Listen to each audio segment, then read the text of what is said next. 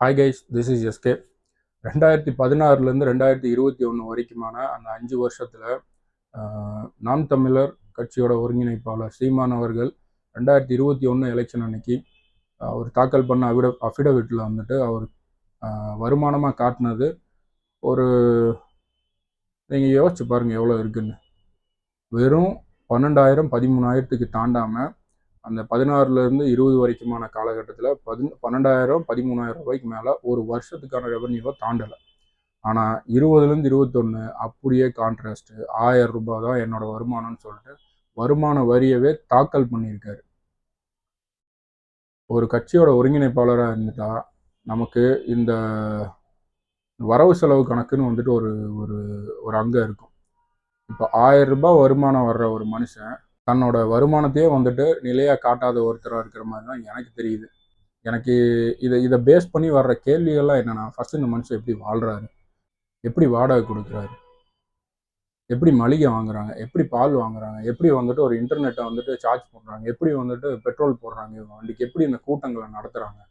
So இதுக்கு இவங்க காட்டுற இந்த 1000 ரூபாய் இந்த மனுஷனோட வருமானத்தை வச்சுக்கிட்டு ஒரு கட்சியவே ரன் பண்ணுறாங்கன்னா அந்த கட்சியிலேருந்து வர காசு எடுத்து இவர் செலவு பண்ணிட்டு இருக்காரா?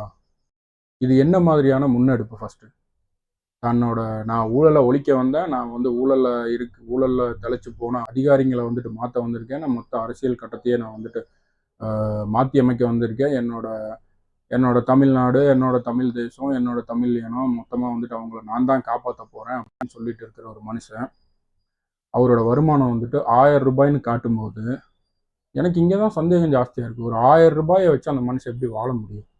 டொனேஷன் வாங்குறாரா? எங்கே காட்டினாரு?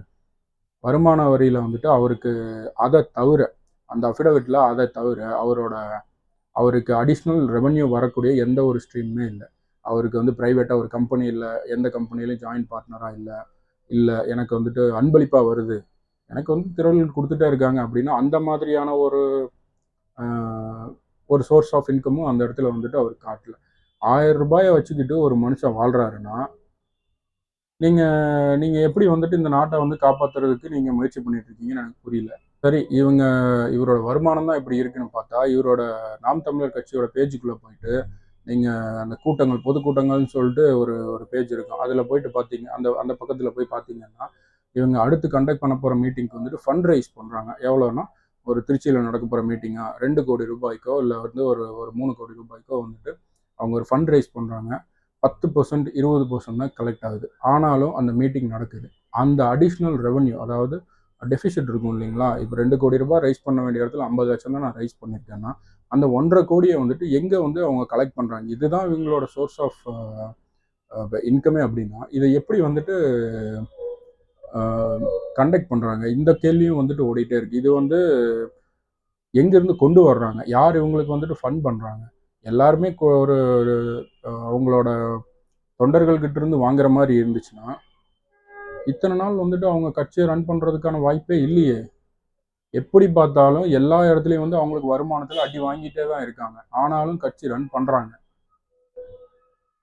எனக்கு இது இது இது வந்து எனக்கு புரியல. யாராவது வந்துட்டு இருந்தீங்கன்னா கொஞ்சம் தெளிவுபடுத்துனீங்கன்னா நல்லா இருக்கும். பட் இந்த 1000 ரூபாய் வருமானத்தை காமிச்சு நான் வந்துட்டு தமிழ்நாட்டையே வந்துட்டு மாற்ற போகிறேன், தமிழ்நாட்டில் இருக்கிற எல்லா வளத்தையும் வந்து நான் காப்பாற்ற போகிறேன், தமிழ்நாட்டில் இருக்கிற எல்லா லஞ்சம் வாங்குற அதிகாரிகளையும் நான் வந்து அரெஸ்ட் பண்ணி ஜெயிலில் போட போகிறேன், இது எல்லாம் உங்கள் பாடுக்கே விட்டுறேன்டா சாமி.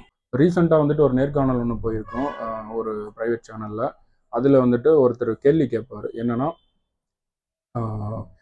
உலகமே வந்துட்டு அறிவியலை நோக்கி போய்கிட்டு இருக்கு, பட் நீங்கள் என்னடான்னா என்னை வந்துட்டு பின்னோக்கி போயிட்டு ஆடு மாடு மேய்ங்க, அதுதான் வந்துட்டு உங்களோட தொழில், அதிலிருந்து வர்ற ரெவன்யூவை வச்சு நீங்கள் வந்து ரன் பண்ணுற தற்சார்பு பொருளாதாரத்தை நீங்களே உருவாக்கிக்கோங்க அப்படிங்கிறத நீங்கள் முன்னெடுக்கிறீங்க, இது எப்படி பாசிபிள் அப்படிங்கிற மாதிரி கேட்குறாரு.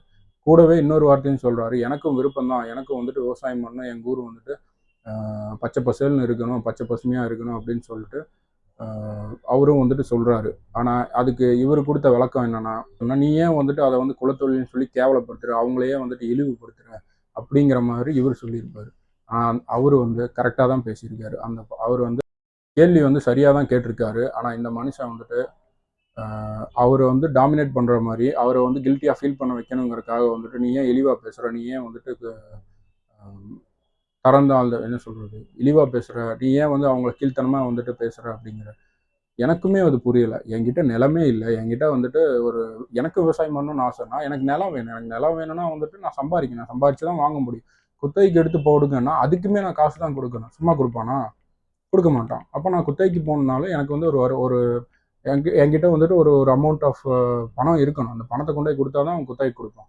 அந்த பணத்தை நான் எப்படி ரெடி பண்ணணும்னா, நான் வந்து ஒரு வேலைக்கு போயோ, இல்லை வந்துட்டு நான் வந்து ஒரு கம்பெனியில் வேலைக்கு போயோ, அங்கேருந்து சம்பாதிக்கிற பணத்தை வச்சு தான் அந்த குத்தகைக்கே நான் வந்துட்டு போக முடியும். கடன் வாங்க முடியுமா? என்னை நம்பி கடன் கொடுப்பாங்களா? எனக்கு எந்த வேலையும் இல்லை, எனக்கு கடன் கொடுப்பாங்களா? கொடுக்க மாட்டாங்க. அத்தனை பேங்க் இருக்கானோ யாருமே வந்துட்டு எந்த டாக்குமெண்ட்டும் இல்லாமல் கடன் கொடுப்பானா? கொடுக்க மாட்டான். என் வீட்டு மேலே கொடுப்பானா? எனக்கு வந்துட்டு அவ்வளோ பெரிய பொருளாதாரமும் இல்லை. அப்போ எங்கேருந்து வரும் இந்த இந்த இந்த ஃபர்ஸ்ட் ஸ்டெப் எங்கேருந்து வரும்? சும்மா பண்ணுங்க பண்ணுங்கன்னா பண்ண முடிஞ்சிருமா? இவர் வந்துட்டு எத்தனை பண்ணைகளை வந்துட்டு உருவாக்கி வச்சிருக்காரு? இவர் எத்தனை ஏக்கர்ல வந்துட்டு விவசாயம் பண்ணிட்டு இருக்காரு? இவர் என்ன வந்துட்டு பயிரிட்டு இருக்காரு? ஒண்ணுமே தெரியல. இவரோட ஆன்சிஸ்டர்லாம் எங்க இருக்காங்கன்னு தெரியல. இவங்களோட அம்மா அப்பா எங்க இருந்தாங்க? இப்ப இவர் எப்படி ஒரு லீடரா இருக்காரு? இப்ப நாளைக்கு வரப்போற தலைமுறைக்கு வந்துட்டு நீங்க எங்க அம்மா அப்பா காலத்துல இருந்த வேலையை வந்து நீங்க செய்யுங்க அப்படிங்கிற மாதிரி புதுசா வந்துட்டு சொல்லிட்டு இருக்காரு. இதுதான் வந்து முன்னேறி போறதுக்கான ஒரு வழியா? ஏற்கனவே நிலம் இருக்கிறவனை ஊக்கப்படுத்தி அதுக்கப்புறம் அவனை எப்படி டெவலப் பண்ண வைக்கணுமோ அதை பண்றதை விட்டுட்டு நீங்க நிலம் இல்லாத எங்க கிட்ட வந்துட்டு விவசாயம் பண்ணுன்றீங்க. விவசாயத்துக்கு வந்துட்டு பண்ணணும்னு ஆசை இருந்தால் மட்டும் பத்தாது. அதுக்கு பணமும் வேணும். அது வந்து இந்த மனுஷனுக்கு தெரியுமா அப்படிங்கிறது தெரியல. இது வந்து ஒரு எலைட் மென்டாலிட்டி தான். எந்த ஒரு இடத்துலையும் வந்துட்டு சேத்துல கால் வைக்காம நீங்க அந்த ஒரு வழியை வந்துட்டு புரிஞ்சுக்க முடியாது அப்படிங்கிற ஒரு கருத்தை வந்து எப்பவுமே சொல்லிக்கிட்டே இருப்பாங்க. அந்த மென்டாலிட்டியில் இருக்கிற இந்த மனுஷன் தான் இந்த மாதிரி எல்லாம் வேலைகளை பண்ணிட்டு இருப்பாரு. அதை முன்னெடுக்கிறதுக்கோ இல்லை வந்துட்டு இந்த பொருளாதாரத்தை உயர்த்துறதுக்கோ இல்லை வந்துட்டு விவசாயத்தை வந்துட்டு செழிப்பான காப்பாற்றுறதுக்கோ இவர் என்ன மாதிரியான வேலைகளை வந்துட்டு பண்ணி வச்சிருக்காரு, இல்லை என்ன பண்ண போறாரு அப்படிங்கிற ஒரு ஒரு செயல் திட்டம் வந்துட்டு ஏதாச்சும் இருக்காருன்னா அதுவும் வந்துட்டு கேள்விக்குறி தான். எல்லா இடத்துலையுமே சொல்றாங்க. ஒரு அவங்க பேஜ்லயே போயிட்டு நான் ரன் பண்ணி பார்க்குறேன். எல்லாத்தையும் காப்பாற்றணும் காப்பாற்றணும்னு மட்டும்தான் போட்டிருக்காங்களே தவிர எப்படி காப்பாற்ற போறோம், என்ன பண்ண போறோம், அதுக்கான சட்டம் நெறிமுறைகள் இவங்க என்ன வந்து ஃபாலோ பண்ணி வச்சிருக்காங்க அப்படிங்கிற ஒரு கிளியர் கட் இன்ஃபர்மேஷன் இல்லாத மாதிரி தான் நான் வந்துட்டு ஃபீல் பண்றேன். உங்களுக்கு ஏதாவது வந்துட்டு இன்னும் தோணுச்சுன்னா தாராளமாக நீங்கள் வந்துட்டு கமெண்ட் பண்ணலாம். உங்களை வந்து அடுத்த வீடியோவில் பார்க்குறேன். தேங்க்யூ.